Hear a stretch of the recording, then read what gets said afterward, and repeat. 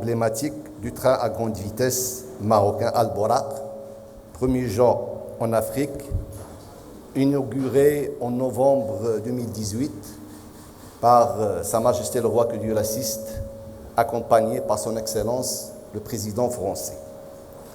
Ces investissements, qui ont totalisé pendant les 2 dernières décennies quelque chose comme 7 milliards d'euros, ont permis de positionner le rail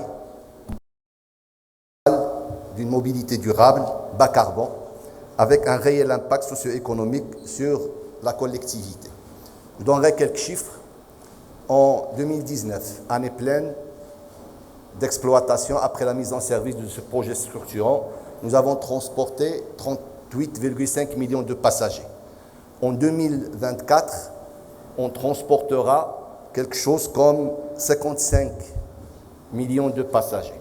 Pour Al-Borak, on a transporté en 2019 3 millions de passagers. En 2024, on ne sera pas loin de 6 millions de passagers. Et pratiquement, le chiffre d'affaires de l'activité voyageur doublera en 2024 par rapport à 2019. Et un EBITDA qui sera plus que le double en 2024 par rapport à 2019. Et le nombre de passagers d'Al-Borak en 2019 était 3 millions de passagers. En 2024, on sera autour de 5,7 millions de passagers. Alors, fort de la performance de la première ligne à grande vitesse,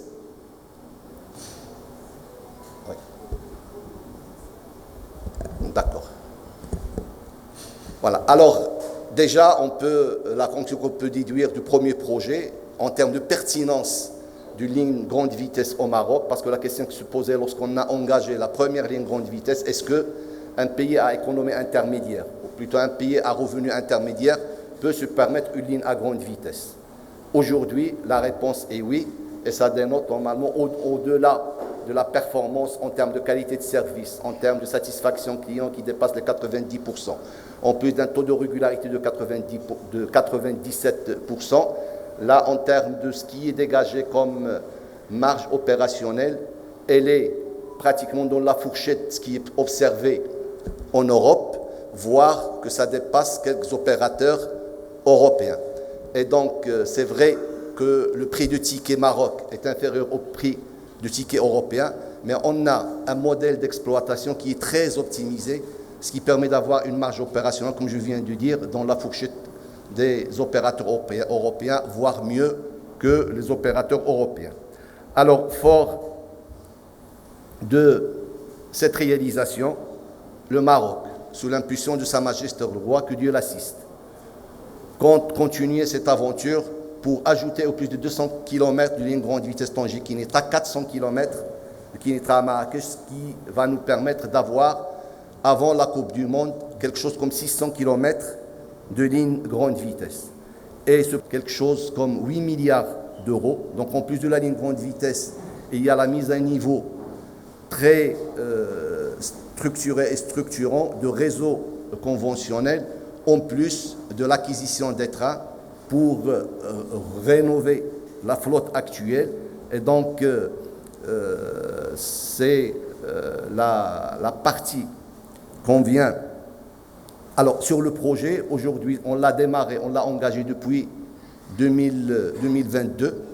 Aujourd'hui, pratiquement 60% des lots sont attribués suite à des appels d'offres à l'international, que ce soit sur la partie génie civil, que ce soit sur la partie équipement ferroviaire et aussi la partie système. Aujourd'hui, 60% des 40 lots qui ont fait l'objet de la concurrence ont été attribués et 40%, ils sont en cours d'attribution. Et avant la fin d'année, pratiquement, on sera attribué la totalité des lots. Alors, pour ce qui est du matériel roulant, nous avons lancé, ça fait une année, un process de dialogue compétitif pour l'acquisition de 4 catégories de trains. Un lot pour la grande vitesse, un lot pour l'intercité, un lot pour les trains régionaux et un lot pour les trains métropolitains. Alors, comme vous avez pu le constater hier, donc nous avons signé avec notre partenaire Alstom l'adjudication de la partie grande vitesse, parce que l'offre Alstom était l'offre la plus compétitive, que ce soit en termes de coût du train, que ce soit ce qui a été proposé en termes de maintenance et soutien logistique sur toute la durée de vie du matériel de ces trains, et aussi une forte composante de compensation industrielle, et aussi l'accompagnement du Trésor français d'un prêt concessionnel pour financer ces trains. Et voilà, tout à l'heure, je donnerai la parole à mon ami Henri pour donner un peu plus de détails sur le produit proprement dit. سادتي، إنه لمن دواعي السرور أن أكون معكم اليوم، وأنا ممتن لأنني سأساهم في هذه المغامرة، مغامرة تطوير القطار فائق السرعة في المغرب. وكما تعلمون فإن العالم بأسره سيأتي إلى المغرب لحضور فعاليات نهائيات كأس العالم، وسيستعمل هذه القطارات. وأيضا ومن جهة أخرى فإن أستورم حاضرة بقوة في المغرب، والمغرب دولة مهمة جدا بالنسبة لأستورم. وكما تعلمون فهناك مجموعة من الآفاق الاقتصادية، هناك أسواق هامة، وأيضا فلأننا نعتمد على المغرب كأرضية صناعية. لقد استثمرنا كثيرا في السنوات الأخيرة في منطقة فاس، وضاعفنا أعداد العاملين في المغرب، واستثمرنا 20 مليون يورو. ويمكن أن نقول بأن هناك موقعين تابعين لأستورم من أجل إعداد كل ما له علاقة بالأسلاك وأيضا السكك. ونحن إذن مسرورون بالتواجد هنا، ولقد وقع لنا الاختيار بعد مناقصة تنافسية كبيرة جدا، وفي آخر المطاف وقع لنا الاختيار. وهذا الاختيار جاء ليؤكد على أن القطار الذي يعتبر من أفضل قطارات أستورم، وهو آخر أجيال القطارات، هذه القطارات هي قطارات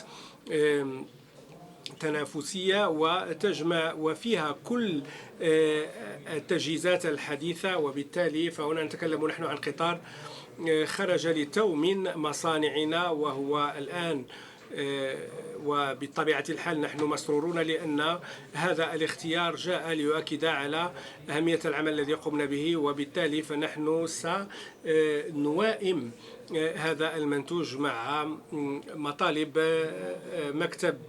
المكتب الوطني للسكك الحديدية. ومن جهة أخرى فنحن سنمر عبر تجربة إنسانية مهمة، إذ أن العلاقات التي تجمعنا مع مكتب السكك الحديدية هي علاقات طيبة ووطيدة. ونحن كنا حاضرون هنا خلال إطلاق المشروع الأول، وشرعنا في العمل قبل 17 سنة. وفرق أستورم والمكتب الوطني للسكك الحديدية تشتغل جنبا إلى جنب، وهذا التعاون كلل بنجاحات كثيرة. وبالتالي نحن ممتنون لأننا سنواصل العمل جنبا إلى جنب معكم. مرة أخرى أنا مسرور بالتواجد بين ظهرانكم، ومرة أخرى نشكر الحكومة الفرنسية التي مكنتنا عبر التمويل الذي تم التطرق له مكنتنا من إتمام هذه الصفقة. شكرا جزيلا مرة أخرى.